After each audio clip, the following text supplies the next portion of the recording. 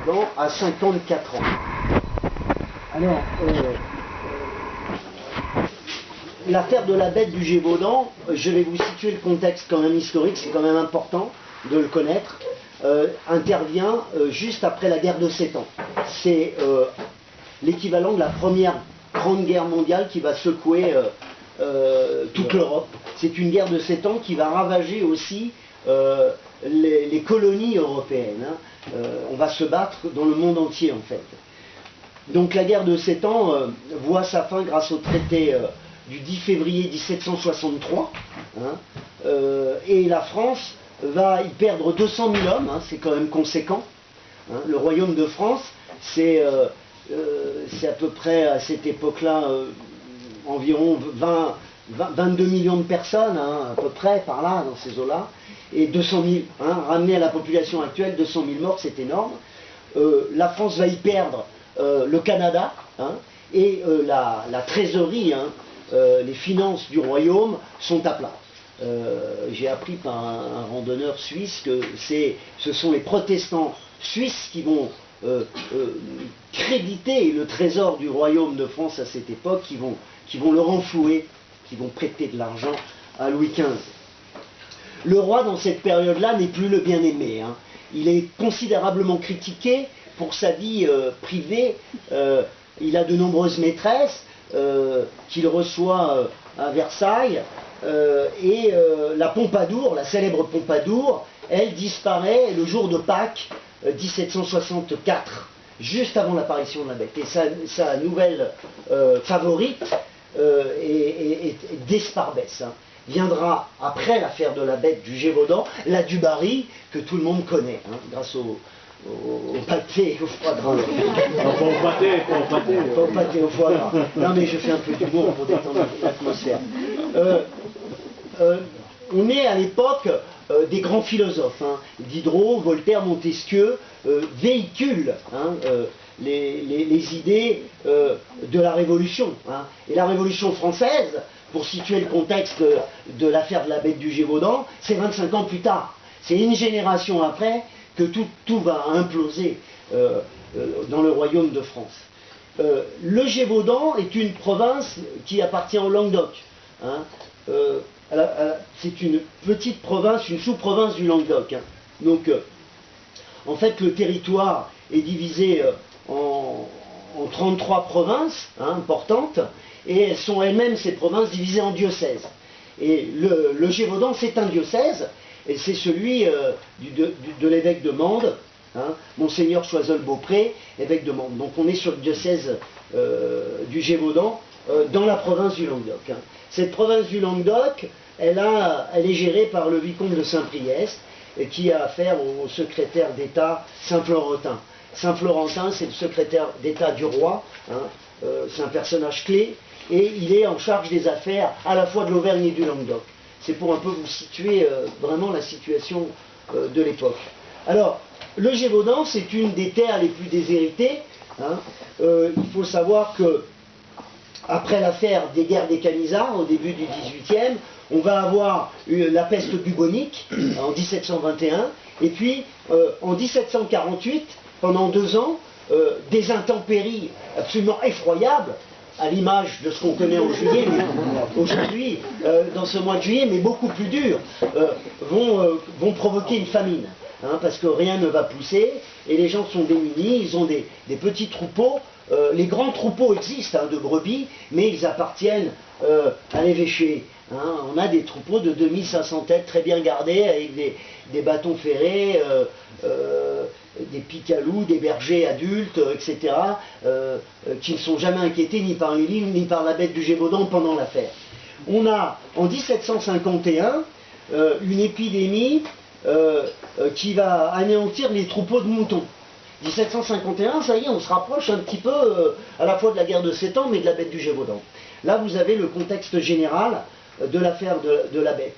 La bête du Gévaudan, on ne l'appelle pas la bête du Gévaudan, on l'appelle la bestia. La bestia di Gévaudan. On est en pays occitan.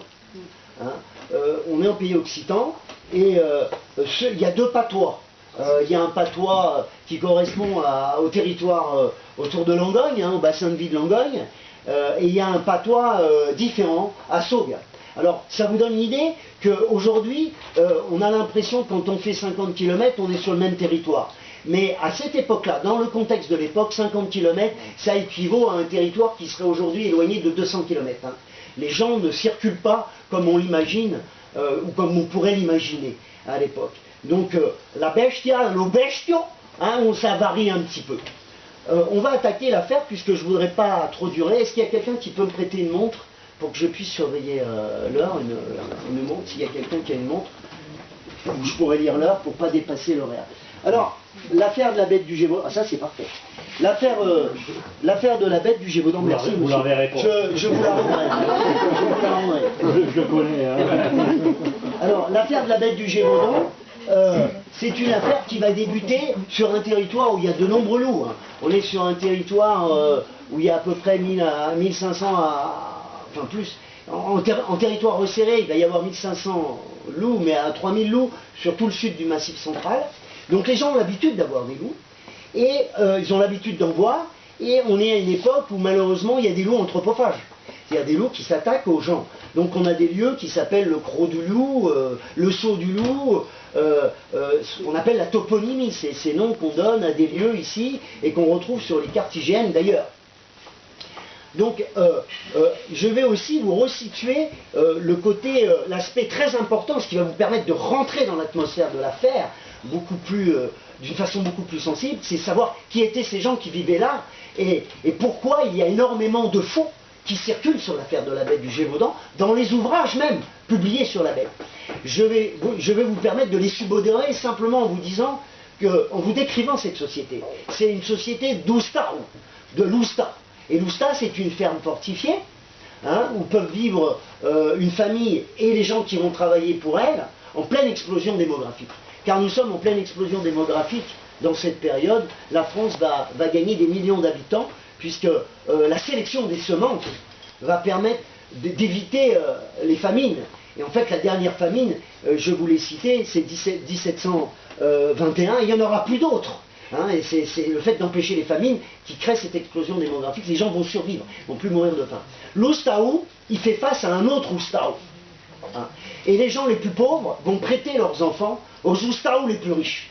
Et ces enfants, en échange du bouillon sans viande et sans beurre qu'on va leur accorder, du peu de pain qu'on va leur accorder, vont donner leur force de travail. Et dans ces Oustau où on surveille, il y a la moindre parcelle qui est bornée d'une pierre de granit, où on sait quelle force peut avoir le vent d'une vallée à une autre, où l'on sait que les nuages vont être arrêtés, tout le monde s'épie, tout le monde se surveille, tout le monde surveille les bêtes, il y a peu de bois, il y a beaucoup de loups, peu de meutes, les loups vivent dispersés, se nourrissent de rats aux pieds, de peu de choses, et ces enfants, ces bouviers, ces vachers vivent ensemble, et dans une promiscuité qui subit le règne absolu du chef de famille ou de la chef de famille, car nous sommes dans une société qui n'applique pas le droit d'aînesse dans le cadre des successions.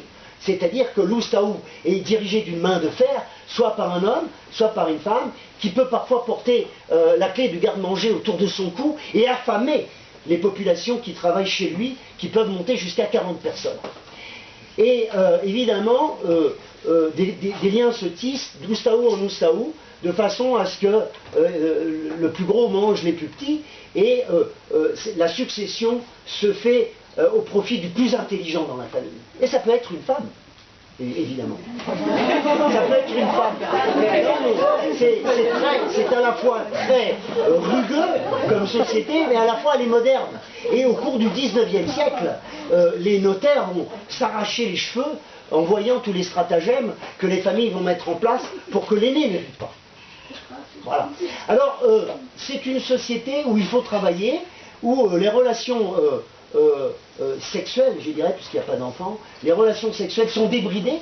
Hein, l'initiation sexuelle se fait dans les granges, dans les écuries, dans les étables. Les gens vivent dans une promiscuité énorme, et dans la famille du patriarche, certains enfants, même du patriarche, ne seront pas dotés pour se marier.